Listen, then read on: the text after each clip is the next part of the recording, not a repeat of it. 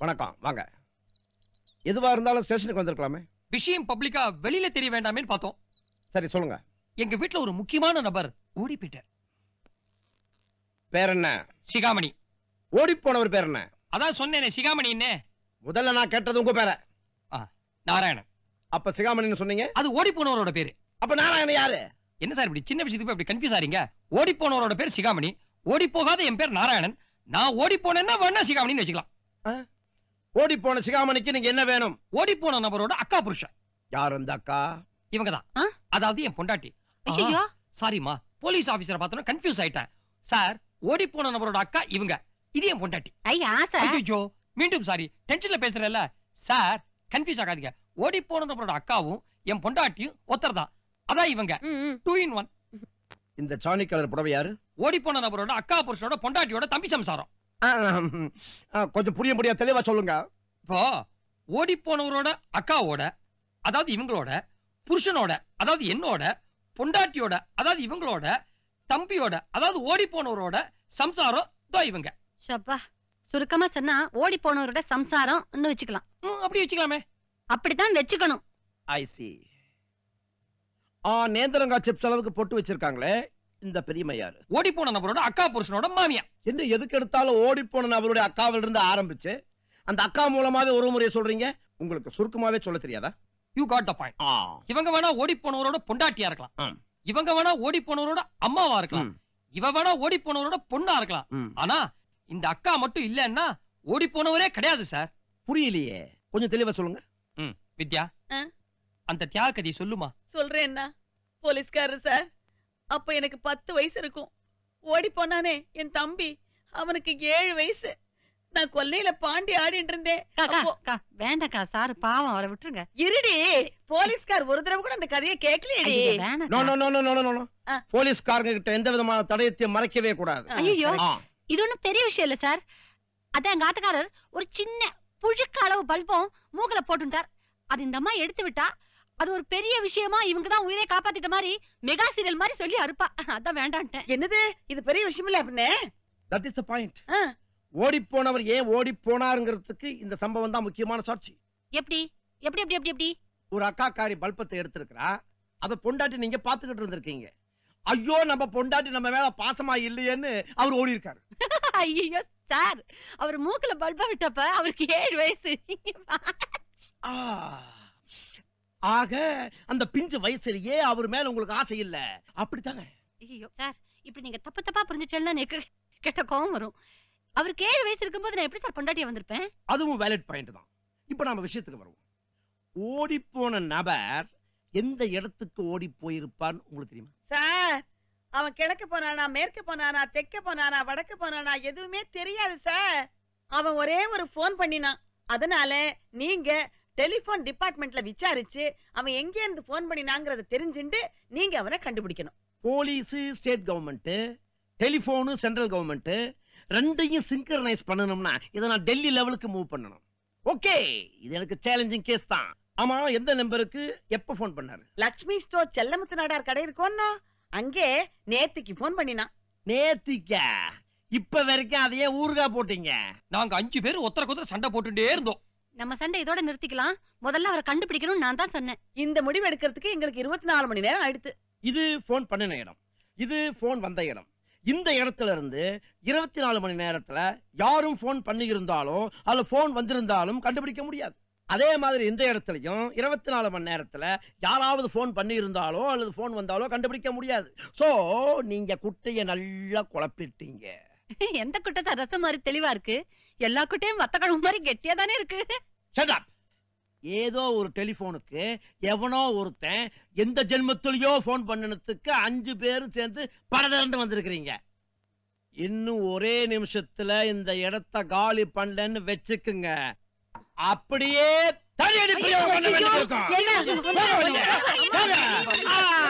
பெரியம்மா நீங்க இருங்க.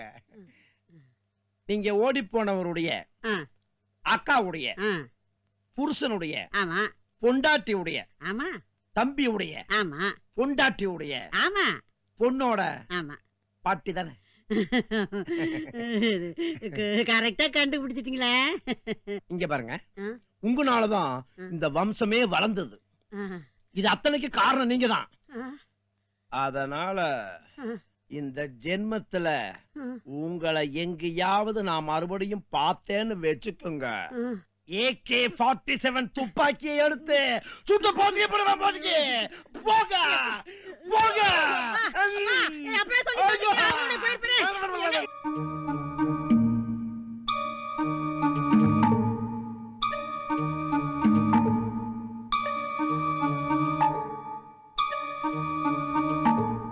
வடிவேலு, நம்ம புது மேனேஜர் சினிமால நடிக்க போறாரா? எக்ஸ்பிரஷன்லாம் சூப்பரா கொடுத்துருக்காரு. இந்த மூஞ்சிக்கு டைரக்டர் சங்கரும் ரவிக்குமாரும் நான் நீனு போட்டி போட்டுக்கிட்டு சான்ஸ் கொடுக்க போறாங்க. மெண்டல் சார் அது. மென்டலா? ராத்திரி என்னவெல்லாமோ தனியா பண்ணிக்கிட்டு இருந்துச்சு, அதுக்கே தெரியாம இந்த போட்டோ எல்லாம் எடுத்துட்டு வந்துட்டேன். மென்டல்னு சொல்லக்கூடாது வடிவேலு, ஆ, இது ஒரு வகையான ஆலூசினேஷன். ஆலூசினேஷன்னா அதாவது இவனுடைய ப்ராப்ளத்தை நம்ம சைக்கலாஜிக்கலா தான் அணுகணும். நான் ஒண்ணு கேக்குறேன், நீங்க என்ன மெண்டல் ஹாஸ்பிட்டலா நடத்துறீங்க? நான் என்ன மெண்டல் ஹாஸ்பிட்டல் வாடனா? கல்யாண மண்டபத்துல காலையில இருந்து ராத்திரி வரைக்கும் மாடு மாதிரி உழைக்கிறேன். ராத்திரி வந்து அசந்து கால் நீட்டி தூங்க முடியல. எந்த நேரத்துல கல்ல தூக்கி தலையில போடுவானோ பயமா இருக்கு. இந்த பாரு வடிவேலு, அடுத்தவங்களுக்கு ஒரு கஷ்டம்னா அதுக்கு நம்ம கை கொடுக்கணும். இத்தனை வருஷமா நான் உங்ககிட்ட வேலை பாக்குறேன், என் கஷ்டத்தை புட்டு புட்டு வைக்கிறேன், என்ன பத்தி கவலைப்படல. அந்த மெண்டல் வந்து 4 நாள் தான் ஆச்சு, அத பத்தி இப்படி பிரமாதமா கவலைப்படுறீங்க. சரி சரி, வருத்தப்படாத. நீ என்ன செய்யற, அவனை கூட்டிட்டு இன்னைக்கு ராத்திரியே நம்ம ஏற்காடு எஸ்டேட் பங்களாவுக்கு போ. நாளை காலையில நாங்க வந்து பேசிக்கிறேன். எஸ்டேட் பங்களாவுக்கா? ஏற்காட்டுக்கா? அந்த மெண்டலை கூட்டிக்கிட்டா தனியாவா? என்னால முடியாது முதலாளி. போடா போற.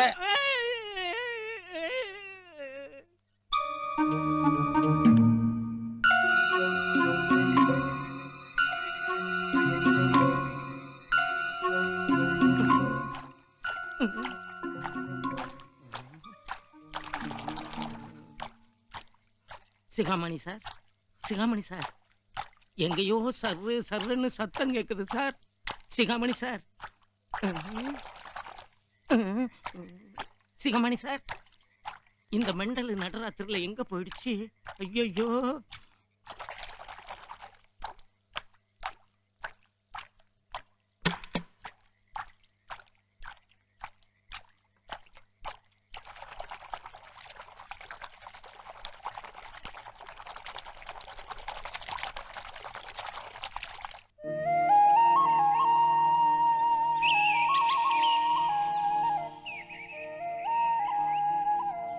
சிகாமணி, இந்த மலை, இந்த எஸ்டேட், இந்த சரௌண்டிங், இந்த அட்மாஸ்பியர் இதெல்லாம் உனக்கு பிடிச்சிருக்கா? ரொம்ப பிடிச்சிருக்கு சார். வாழ்க்கையில ஏகாந்தத்தை ரசிக்கிறவங்க, அமைதியை விரும்புறவங்க, நிம்மதியை தேடி அலையிறவங்க, அந்த மாதிரி ஆளுங்களுக்கெல்லாம் இந்த இடம் ரொம்ப பிடிக்கும். தெரியும் சார். உனக்கு இந்த இடம் ரொம்ப பிடிச்சிருக்கு. அதான் சொன்னேனே சார், ரொம்ப பிடிச்சிருக்கு சார். அப்போ நீ ஏகாந்தத்தை ரசிக்கிறியா, அமைதியை விரும்புறியா, இல்ல நிம்மதியை தேடி அலையிறியா? ஒரு கல்யாண மண்டப மேனேஜருக்கு 42 வயசு வரைக்கும் கல்யாணம் ஆகலைன்னா அது அபசகுணம். அதனால உன்னை வேலையை விட்டு நிறுத்துறதா முடிவு பண்ணிட்டேன். சார் கவலைப்படாதப்பா, அதுக்கு பதிலா இந்த எஸ்டேட்டுக்கு உன்னை மேனேஜரா போடுறேன். ரொம்ப தேங்க்ஸ் சார், ரொம்ப தேங்க்ஸ் சார். என்ன ரொம்ப தேங்க்ஸ் ரொம்ப தேங்க்ஸ்ங்கிற? கல்யாண மண்டபம்னா நல்ல நாள் கல்யாணங்கள்ல 500-600 பேர் வருவாங்க. உனக்கு தெரிஞ்சவங்க வருவாங்க, வேண்டப்பட்டவங்க வருவாங்க. அவங்க உன்னை பார்ப்பாங்க. அது உனக்கு பிடிக்கல, அது உனக்கு வசதி இல்லை. ஆனா இந்த எஸ்டேட் மேனேஜரா இருந்தா கண் காணாத இடம், யாரும் உன்னை பார்க்க மாட்டாங்க. அது உனக்கு வசதி இல்லையா? ஏன்னா வாழ்க்கையில நீ நிம்மதியை தேடி அலையிறவன். இந்த பெண்கள் தலைக்கு போடுவாங்களே துணி ரப்பர் பேண்ட், அது எப்படி உன் பேட்டிக்குள்ள வந்தது? அங்க யாரும் இல்லப்பா, இங்க பாரு. ஆமா, கல்யாண மண்டபத்துல தினம் ராத்திரி நீ ஃபுட்பால் ஆடுறியாமே, யார ஃபுட்பாலா நினைச்சு எட்டி உதைக்கிற நீ? இங்க பாருப்பா, நேத்திக்கு ராத்திரி கூட இந்த மலவாசஸ்தலத்துக்கு வந்து 12 மணிக்கு தயிர் கடைஞ்சியாமே, யார தயிரா கடைஞ்ச? அந்த போட்டோஸ்லாம் எடு. இந்த போட்டோஸ்லாம் யாரு பாரு, எல்லாம் உன் போட்டோ தான். மென்டல் மாதிரி நீ பிஹேவ் பண்ணியிருக்கிற. உனக்கு தெரியாம என் ஆளு போட்டோ எடுத்திருக்கிறான். என்னப்பா அதெல்லாம்?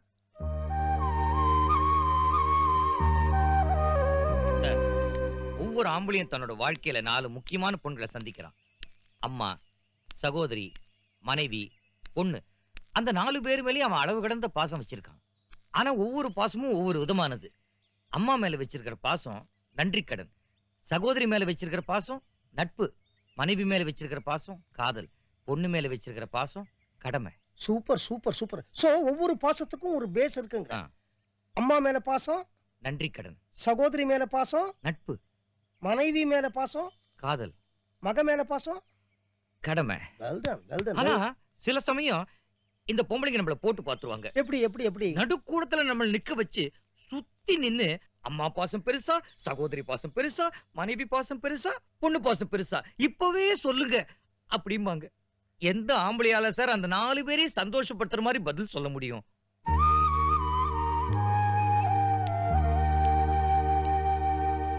முதல்ல அம்மா, பெத்த அம்மாவை நடுத்தருலயோ அநாத ஆசிரமத்திலயோ விட்டுட்டு சந்தோஷமா இருக்கிற ஆயிரக்கணக்கான ஆம்பளைங்களை நீங்க காட்டலாம். ஆனா ஏழையா இருந்தாலும் பெத்த தாய்க்கு கூழோ கஞ்சியோ சாகர வரைக்கும் ஊத்திட்டு அவ செத்த பிறகு கொள்ளி வச்சுட்டு வருஷா வருஷம் திதியோ தவசமோ கொடுக்கிற கோடிக்கணக்கான ஆம்பளைங்களை என்னால காட்ட முடியும் சார்.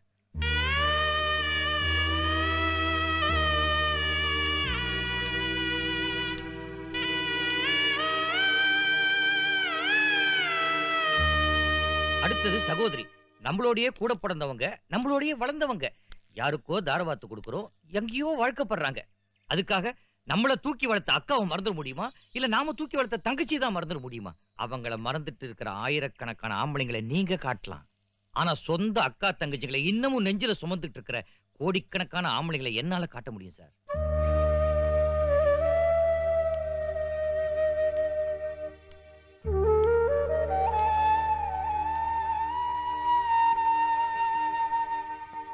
அடுத்தது மனைவிக்கு வரேன். ஒரு நிமிஷம்.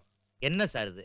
அம்மாவையும் சகோதரியும் பத்தி சொல்லும்போது கேட்டுட்டு இருந்தீங்க, மனைவின்னு ஒரு நிமிஷங்கிறீங்களே. அதுலப்பா, எப்போ நீ அம்மாவையும் சகோதரியும் அவ்வளவு தூரம் தூக்கி வச்சு பேசி ஆதங்கப்பட்டையோ, நீ மனசு ரணப்பட்டிருக்கங்கிறத நான் புரிஞ்சுக்கிட்டேன்.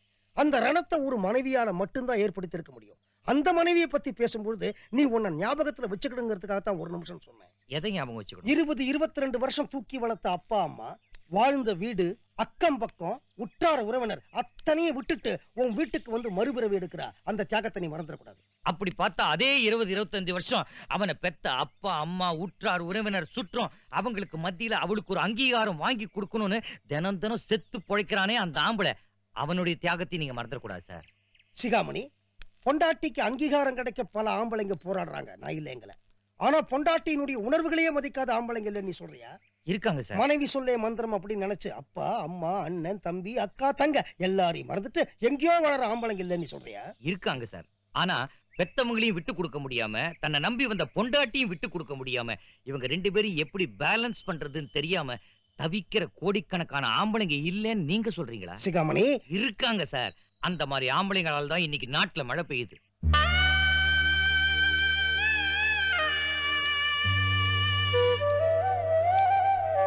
சார், ஒவ்வொரு குடும்பத்திலயும் ஆளுங்கட்சி இருக்கு, எதிர்கட்சி இருக்கு.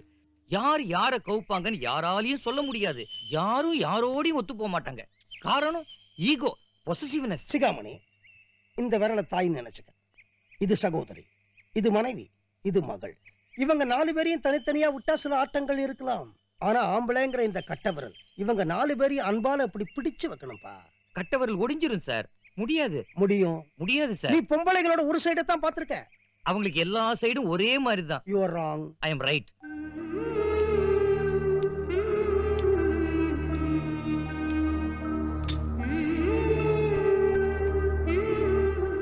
He is wrong. He is wrong.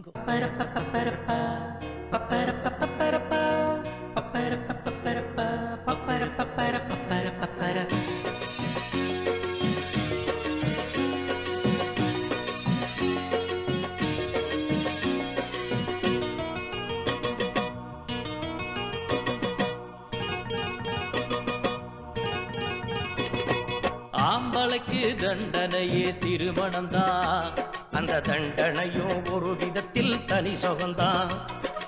ஆம்பளைக்கு தண்டனையே திருமணம்தான், அந்த தண்டனையும் ஒரு விதத்தில் தனி சுகம்தான். குடும்ப கைதி விடுதலையே அடைவதில்லை, அந்த குடும்ப சிறை இல்லை எனில் வம்சமில்லை. குடும்ப கைதி விடுதலையே அடைவதில்லை, அந்த குடும்ப சிறை இல்லை எனில் வம்சமில்லை. ஆம்பளைக்கு தண்டனையே திருமணம்தான், அந்த தண்டனையும் ஒரு விதத்தில் தனி சுகம்தான்.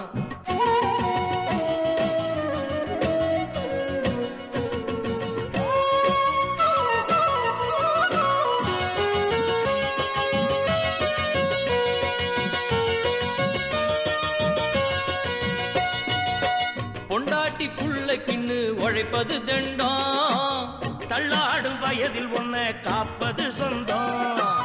செத்து செத்து பொழைப்பதுதான் குடும்ப பந்தமே, வெட்ட வெட்ட தழைக்கும் கொடி தொப்புள் பந்தமே.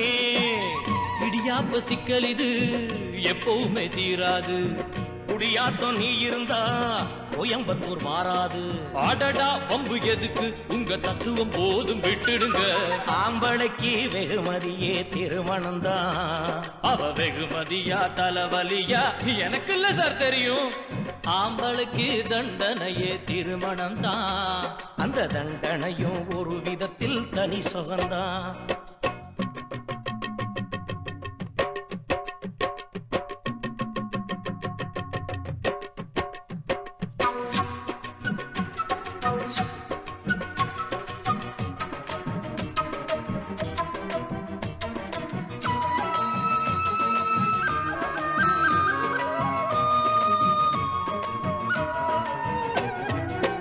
உத்தமர்கள் தேடுவது சந்நியாசம்தானே, தேசத்தந்தை காந்தி கூட சம்சாரிதானே. வம்பு பண்ணுவங்க பேச்சு வரட்டு வாதமே, தம்பி நான் சொல்வதெல்லாம் வாழ்க்கை வேதமே. ஆழமுள்ள கடல் இது மூழ்கத்தான் வேணுமா, மூழ்காம கரையில் நின்னா முத்துதான் கிடைக்குமா. நாய்வால் அத நிமித்த நீங்க நடத்தும் பாடம் போதுமுங்க. ஆம்பளைக்கு லாட்ரி பிரைஸ் திருமணம்தான். லாட்டரி பிரைஸா? அவளால நான் லாட்டரி அடிக்கிறேன் சார். ஆம்பளைக்கு தண்டனையே திருமணம் தான், அந்த தண்டனையும் ஒரு விதத்தில் தனி சுகம்தான்.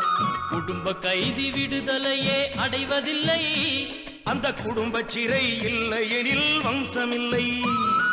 குடும்ப கைதி விடுதலையே அடைவதில்லை, அந்த குடும்ப சிறை இல்லை எனில் வம்சமில்லை. ஆம்பளைக்கு தண்டனையே திருமணம் தான், அந்த தண்டனையும் ஒரு விதத்தில் தனி சுகந்தாங்கண்ணா. சிகாமணி, இந்த உலகத்துல ஆண்கள் 4 வகை. பரிபூர்ணமா பெண்களை நம்புறவங்க 1, அடிப்படையிலேயே பெண்களை நம்பாதவங்க 2, பெண்களை நம்பி ஜெயிச்சவங்க 3, பெண்களை நம்பி தோத்தவங்க 4. நீ 4வது கேட்டகரியில வரேன்னு நினைக்கிறேன். எதுக்கோ ஒரு பெண்ணை பரிபூர்ணமா நம்பியிருக்க, ஏமாந்துருக்க, தோத்துருக்க, வீட்டை விட்டு ஓடி வர அளவுக்கு வந்திருக்க. இந்த பார், தப்பு உன்னுடையதாகவும் இருக்கலாம், சம்பந்தப்பட்ட பெண்ணுடையதாகவும் இருக்கலாம். நடந்தது என்ன நீ சொல்லு, தவறு யாருடையதுன்னு நான் சொல்றேன். முதலாளி, இன்னைக்குல இருந்தா மாசம் 3500 ரூபாய் சம்பளம் தரீங்க. அந்த பணத்துக்காக என் குடும்பத்தில் இருக்கிறவங்களோட குறையெல்லாம் நான் உங்ககிட்ட கூறு போட்டு வியாபாரம் பண்ண முடியுமா? இதுவரைக்கும் அக்கம் பக்கத்துல தன்னோட மகனை பத்தி புலம்புற தாயை பார்த்திருப்பீங்க, சகோதரனை பத்தி புலம்புற சகோதரியை பார்த்திருப்பீங்க, முன்பின் தெரியாதவங்க கிட்ட கூட தன்னோட புருஷனை பத்தி புலம்புற மனைவியை பார்த்திருப்பீங்க. ஆனா தன்னோட குடும்பத்தை பத்தி வெளியில புலம்புற ஆம்பளையை பார்த்திருக்கீங்களா? அட்லீஸ்ட் கேள்வியாவது பட்டிருப்பீங்களா? புலம்ப மாட்டாங்க சார். நான் ஆம்பளை. உயிருக்குயிரா பழகிற ஃப்ரெண்டு கிட்ட கூட குடும்ப ரகசியத்தை சொல்லாதவன் தான் சார் ஆம்பளை. நான் சொல்ல வேண்டியதெல்லாம் சொல்லிட்டேன்.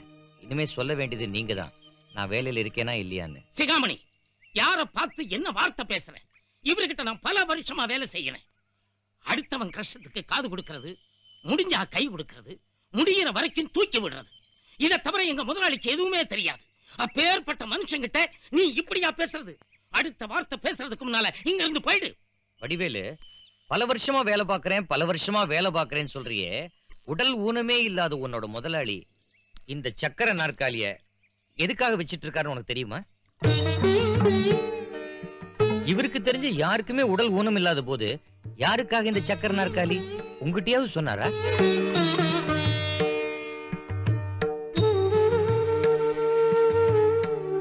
பணக்காரங்க என்ன நினைக்கிறாங்க, ஏழைங்க தன்னோட கஷ்டத்தை பணக்காரங்க கிட்ட சொல்லணும்னு. பணக்காரங்க தன்னோட கஷ்டத்தை ஏழைங்க கிட்ட சொல்லக்கூடாதுன்னு. இந்த ஒன் வே டிராபிக் வேலையெல்லாம் நமக்கு பிடிக்காதுப்பா.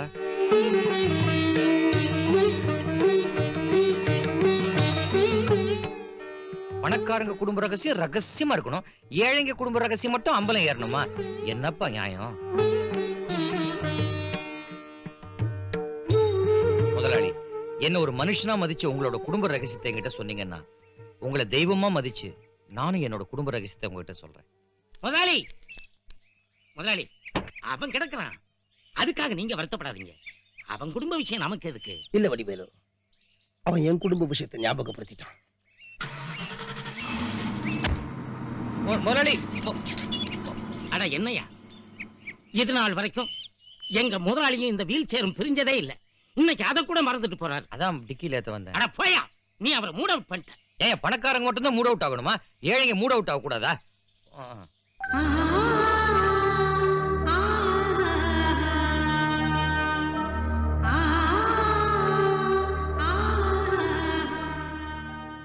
முதலாளி முதலாளி முதலாளி, நீங்க காலையில இருந்து எதுவுமே சாப்பிடல முதலாளி.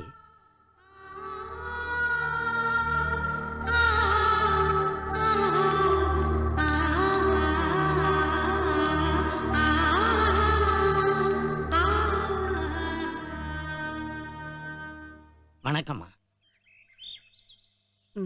வணக்கம். நான் சுந்தரமூர்த்தி ஐயா கல்யாண மண்டபத்துல வாட்ச்மேனா இருக்கேன். பாத்திருக்கேன். ஐயா இப்ப ரொம்ப மூடவுட்ல இருக்காரு. அதுக்கு நான் என்னப்பா செய்யறது? நீங்க அப்படியெல்லாம் சொல்லக்கூடாது. வந்து முன்னையெல்லாம் ஐயாவை பார்க்க அடிக்கடி வருவீங்களாம். அது ஒரு 8-10 வருஷம் இருக்கும். அப்படி நீங்க வந்துட்டு போகும்போதெல்லாம் ஐயா ரொம்ப சந்தோஷமா இருப்பாராம், எல்லாத்தையும் கலகலன்னு பேசுவாராம். இப்போ கொஞ்ச நாளா நீங்க வர்றதே இல்லை. உங்க ஐயா மனசு உருக்க முடியாத இரும்பு. ஆனா சில சமயம் உருகி விழுகிற பனிக்கட்டிமா, அவர் இப்படி மூடவுட்டாகி நான் பார்த்ததே இல்லை. கிட்ட நெருங்கவே பயமா இருக்கு. யாருக்கிட்ட என்ன சொல்றதுன்னே புரியல. ஏன்னா அவருக்கு உறவுக்காரங்கன்னு யாருமே கிடையாது. அதனாலதான் உங்களை பார்த்து விஷயத்த சொல்லிட்டு போலாம்னு வந்தேன். அவர் எதனால இப்படி ஆனாரு? புதுசா கல்யாண மண்டபத்துல மேனேஜரா ஒருத்தர் வேலைக்கு சேர்ந்தாருங்க. அவருக்கும் எங்க ஐயாவுக்கும் ஒரு சின்ன வாக்குவாதம்.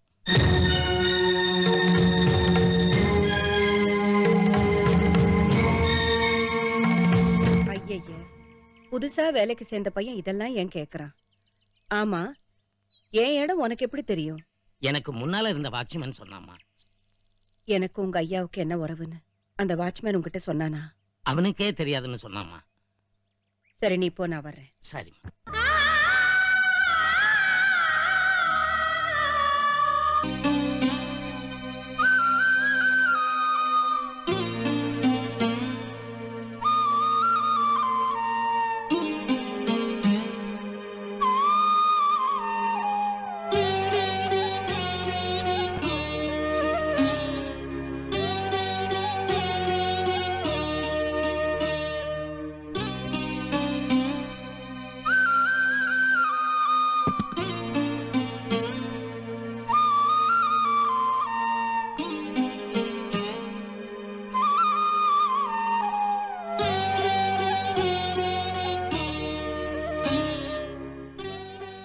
பல வருஷங்களுக்கு அப்புறம் இந்த பட்டு புடவை, தாலி இதெல்லாம் எடுத்துட்டு வந்திருக்கீங்களே, உங்களுக்கு இன்னும் நம்பிக்கை இருக்கா?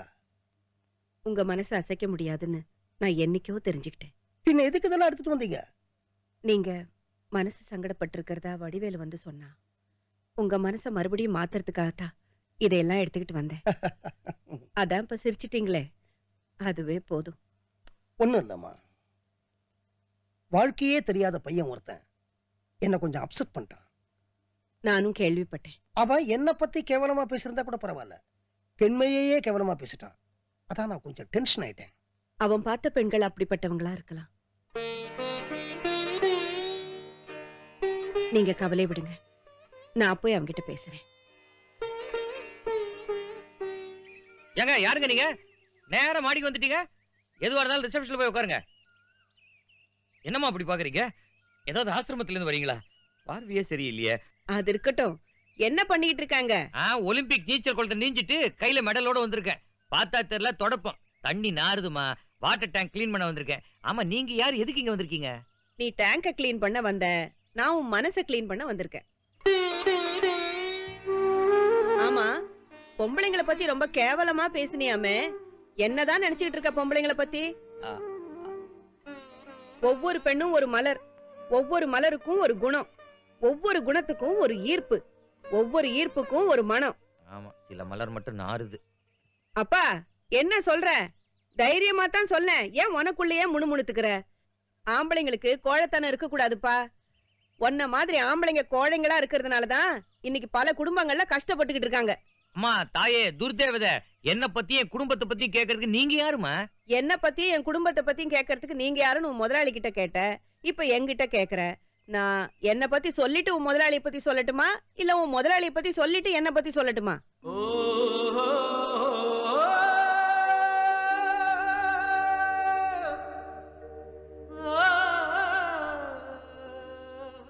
உங்க முதலாளி இருக்காரே, அவர் ஒரு சாதாரண ஏழை குடும்பத்துல பிறந்தவர் தான்.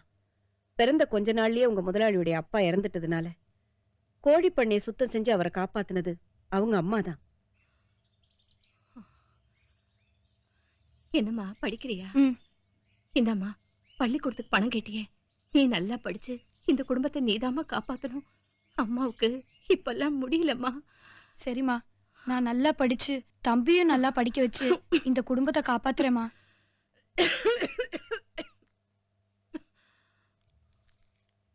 உங்க முதலாளியோடைய அம்மாவால அந்த கோழி பண்ணை பெருக்க முடிஞ்சது. ஆனா பொருளாதாரத்தை பெருக்க முடியல. தன்னை இந்த உலகத்திலேருந்து கழிச்சுக்க முடிஞ்சது. ஆனா தான் பட்ட கடனை கழிக்க முடியல. அவளால சாவ வகுத்துக்க முடிஞ்சது. ஆனா வாழ்வ வகுக்க முடியல.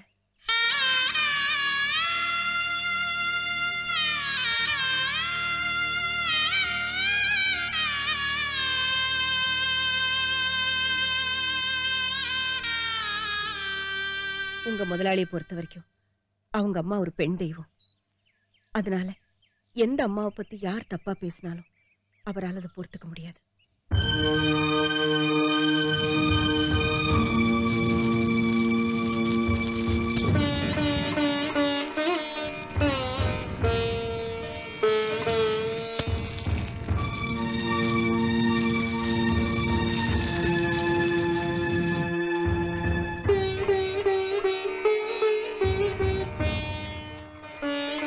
நல்லா படிக்க வைக்கிறேன், பிற்காலத்துல நீ என்னவா வருவ?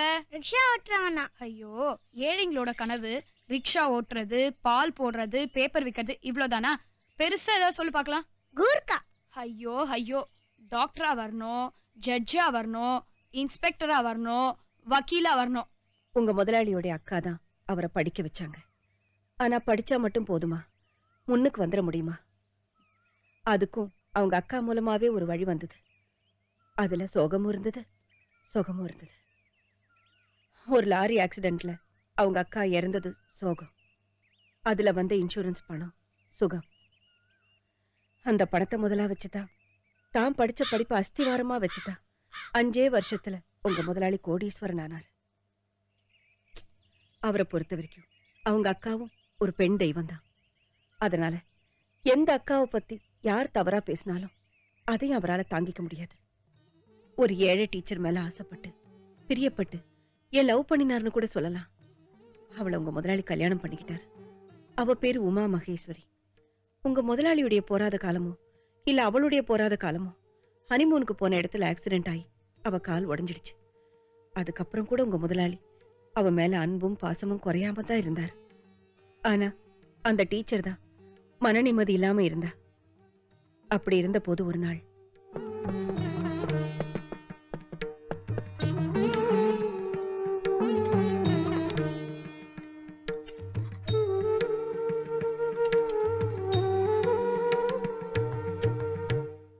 பிடிச்சிருக்கா? ஒரு நிமிஷம். பட்டாணி பொரியல் தானே பிடிச்சிருக்கு? பிடிச்சிருக்கா?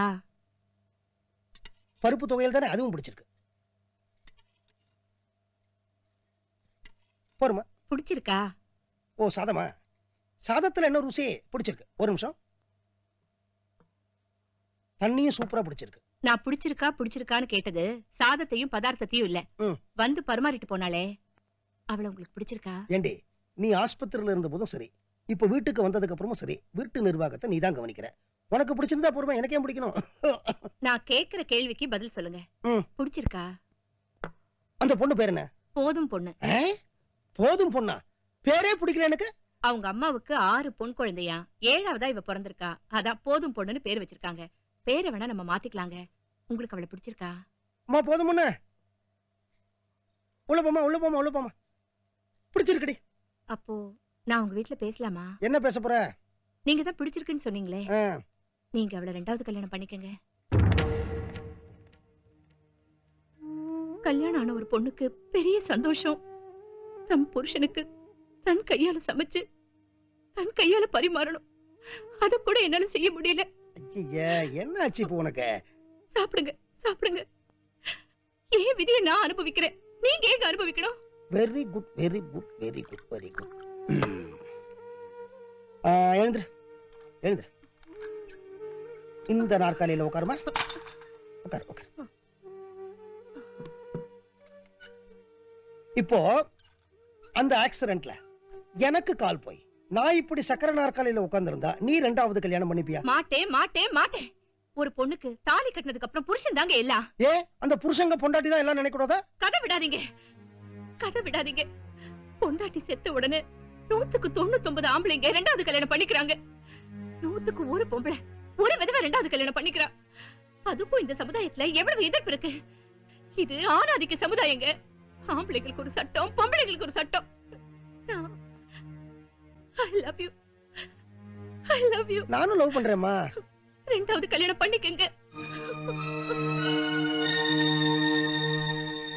இன்னும் கொஞ்ச நாளைக்கு அப்புறம் உங்களுக்கு 2வது கல்யாணம் ஆசை வந்தா வரும், வருங்க. அப்படி வந்தா நான் செத்துருவேன். அதுக்கு பதிலா நானே விட்டு கொடுத்ததா இருக்கட்டும். அந்த பொண்ணு நல்ல பொண்ணு, ஏழை பொண்ணு, எனக்கு தெரிஞ்ச பொண்ணு. 2வது கல்யாணம் பண்ணிக்கங்க. என்ன அப்படி பாக்குறீங்க? இந்த சமுதாயத்துல யாரும் தன்னை பத்தி கவலைப்பட மாட்டாங்க. அடுத்தவங்க விஷயத்துலதான் மூக்க நுழைப்பாங்க. நாளைக்கு இந்த சமுதாயத்துல இருந்து ஒரு நாய் வரும், ஏண்டா இப்படி ஒரு நொண்டியை கட்டிக்கிட்டு அவஸ்தைப்படுறேன்னு சொல்லும். அப்ப உங்களுக்கும் ஆசை வரும் 2வது கல்யாணம் பண்ணிக்கணும்னு. யாரோ ஒரு நாய் சொல்றதை விட உங்களுக்கு பிடிச்ச இந்த நாய் சொல்றேன், 2வது கல்யாணம் பண்ணிக்கங்க. என் அன்புக்கும் ஆசைக்கும் உரிய உமா மகேஸ்வரி அவர்களே. போதும், என்ன சொல்ல போறீங்க? ஒன்ன தவிர வேற யாரையும் நினைக்க மாட்டேன், அதானே? இந்த சினிமா டிராமா டயலாக் எல்லாம் சொன்னீங்கன்னா எனக்கு கெட்ட கோவம் வரும். சினிமாவில இந்த டயலாக் சொல்றவங்க எல்லாம் பர்சனல் லைஃப்ல 2, 3, 4 வச்சுக்கிட்டு இருக்காங்க. பிராக்டிகலா பேசுவோம். 2வது கல்யாணம் பண்ணிக்கங்க. உனக்கு உன் புருஷன் மேல ஒரு காதல், பாசம், ஆசை, வெரி பொசசிவ்னஸ். என் புருஷன்தான் எனக்கு மட்டும்தான் அப்படின்னு ஒரு எண்ணமும் மனசுல இருக்க. அதே சமயம் கால் போயிடுச்சுல்ல, புருஷனுக்கு உபயோகமா இல்லையே, ஏதாவது பண்ணணும் அப்படின்னு ஒரு காம்ப்ளெக்ஸ் டெவலப் ஆயிருக்கு. கண்ணு, இந்த காம்ப்ளெக்ஸ் பொசசிவ்னஸ் இது ரெண்டும் சேரக்கூடாது, தனித்தனியே தான் இருக்கணும். ஓகே? போதும் பொண்ணு எனக்கு வேண்டாம், இந்த பொண்ணே எனக்கு போதும். இதையும் மீறி 2வது கல்யாணம் பேச்சு எடுத்தா நேர ரோடுக்கு போவேன், லாரியை பார்ப்பேன், காலை விடுவேன், என் காலம் போடும், நீ ஊனும் நானும் ஊனும். ஓகேயா? அம்மா போதும் பொண்ணு, போதும் பொண்ணு, இங்க வாமா, இங்க வாமா. ரோட்ல நல்ல லாரியா வருதா பாக்குறியா?